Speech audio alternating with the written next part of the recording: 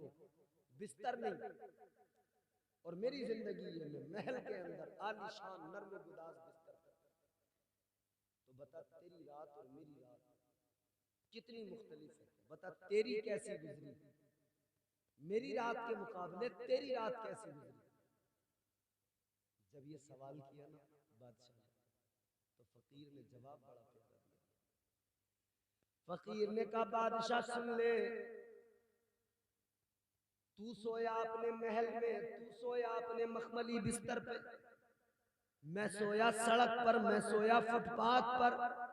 मगर सुन ले मेरी रात और तेरी रात, आधी रात तेरी रात मेरी रात दोनों एक जैसी।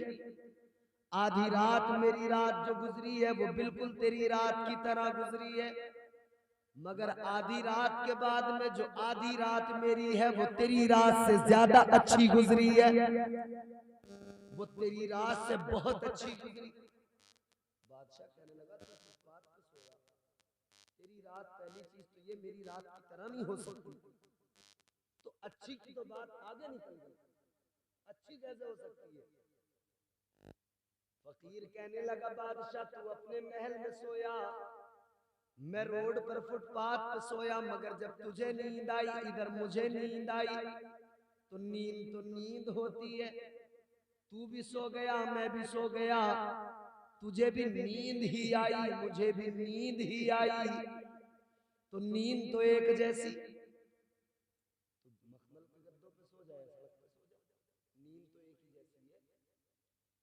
नींद तो नींद है, तुझे भी नींद ही आई मुझे भी नींद ही आई, तो आधी रात तू भी अपने बिस्तर पे सो रहा था मैं भी सो रहा था, जब तुझे भी नींद आ गई मुझे भी नींद आ गई, तो नींद बिल्कुल एक जैसी।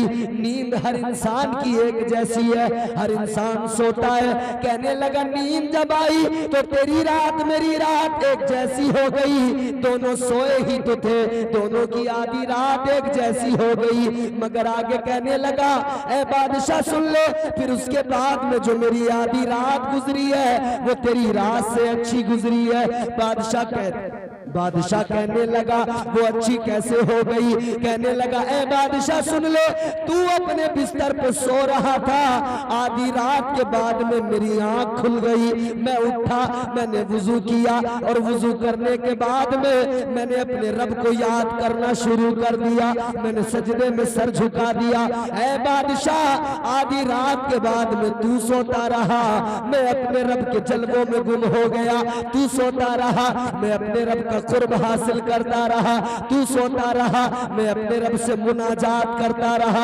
कहने लगा ए बादशाह वो आधी रात तेरी सोते सोते गुजरी, मगर मेरी रात रब को याद करते हुए गुजरी। मुझसे न पूछ मुझे कितना लुत्फ मिला है, मुझसे मालूम न कर मुझे कितना सुकून मिला है, मुझसे मालूम न कर मुझे कितना इत्मीनान हासिल हुआ है। कहने लगा तू बिस्तर पे सो रहा था और इधर मैं रब को याद कर रहा था, तो मेरे रब की रहमतों ने मुझे अपनी आगोश में ले लिया था।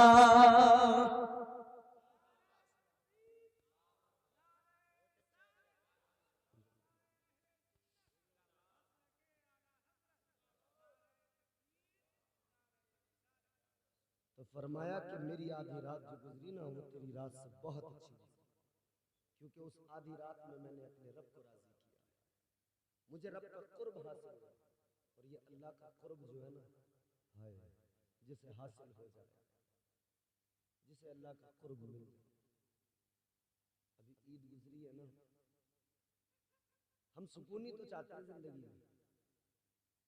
ईद अभी आई थी, ईद गुजरी, रमजान निकल गया, ईद आई, हमारे जिस्म ने हमें फैसला दिया, जिस्म ने कहा कि ईद आ रही है, बड़े मजे करेंगे इस बार, फिल्म आ रही है वो देखेंगे पहले, उसके बाद में चौराहे पर रख के बजाएंगे डीजे, फिर बोले उसके बाद में करेंगे बर्थडे पार्टी करेंगे उसमें, फिर बोले उसके बाद चलेंगे नैनीताल, मसूरी, आगरा, ताजमहल देख के आएंगे। क्यों? बोले मोहब्बत की निशानी है। क्या है? बोलो हाय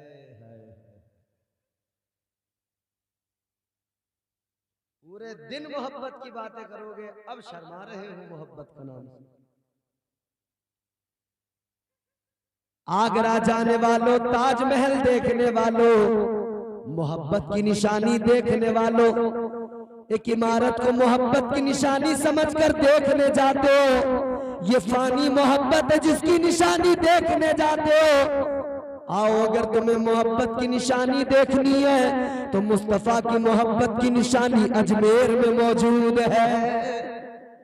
आका की मोहब्बत की निशानी कलियर में मौजूद है। ये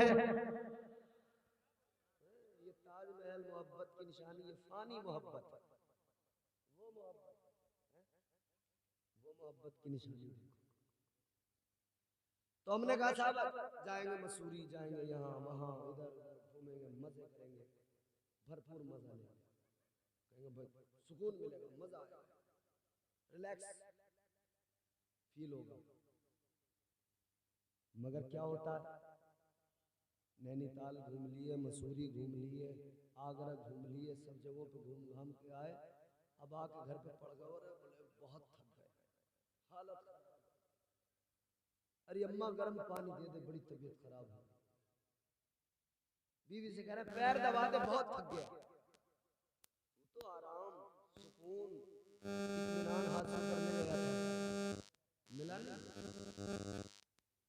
सुकून के लिए तो गया था कि नैनीताल जाऊंगा सुकून मिलेगा, मिला नहीं। परेशान होके आया, थक के आया। नैनीताल गया था मगर सुकून नहीं मिला, परेशान होके आया। नैनीताल जाने की जरूरत नहीं है, तेरे मोहल्ले में मस्जिद है, चल एक बार मस्जिद में जरा चल, एक बार सजदे में सर झुका, रब से जरा बातें तो करके देख ले। जो सुकून तुझे नैनीताल में नहीं मिला वो तुझे तेरे मोहल्ले की मस्जिद में मिल जाएगा। वहां नहीं मिलेगा, इधर मिलेगा। तो अल्लाह का कुर्ब मिल जाए तो फिर आदमी बाकमाल बन जाता है। कैसा बाकमाल? हजरत इमाम ज़ैनुल आबिदीन का नाम सुना तुमने? ये मियाँ हम अल्लाह माशाअल्लाह पहले तो हमारे मस्जिदों में जाने का मामला ही खत्म, जाते ही नहीं। एक कड़वी बात कहूँ मैं आपसे, हम लोग जब तक दीनदार थे, मजहबी थे, जब तक हमारे अंदर इस्लाम और शरीयत का पासो लिहाज बाकी था और ईमानी रमक हमारे दिलों में थी, तब तक हमारा मामला बहुत अच्छा था। अब क्या हुआ, उसके बरक्स हुआ। जो कौमें कभी अपने इबादत खानों में जाकर नहीं झांकती थी, वो कौमें अब मजहबी हो गई। और जो कौम जिसे अल्लाह ने निज़ाम ये दिया कि 5 मरतबा मस्जिद में जाए, रब से ताल्लुक मजबूत करे, उस कौम ने अपने रब के हुजूर जाना छोड़ दिया, इबादत खाने की तरफ जाना छोड़ दिया। तो उसका नतीजा क्या निकला कि दीनदारी रुखसत हुई, हम पसमानदगी की तरफ चले गए। और जो लोग कभी मुसलमान को यूं ताजीम से झुक के सलाम करते थे ना, आज वो मुसलमान को बड़ी हिकारत की नजर से देख रहे हैं। क्यों? क्योंकि हम डिजिटल बनना चाह रहे हैं, मॉडर्न बनना चाह रहे हैं। मॉडर्निटी हमारे अंदर रच बस गई है। तो अल्लाह ने निज़ाम जिंदगी हमें कुछ और दिया। अच्छा, हमारे यहाँ पहले तो चलन नहीं रहा, ये तो हालांकि चलन का तो मामला ही नहीं है, पढ़नी थी, पढ़नी ही चाहिए, 5 वक्त की फर्क।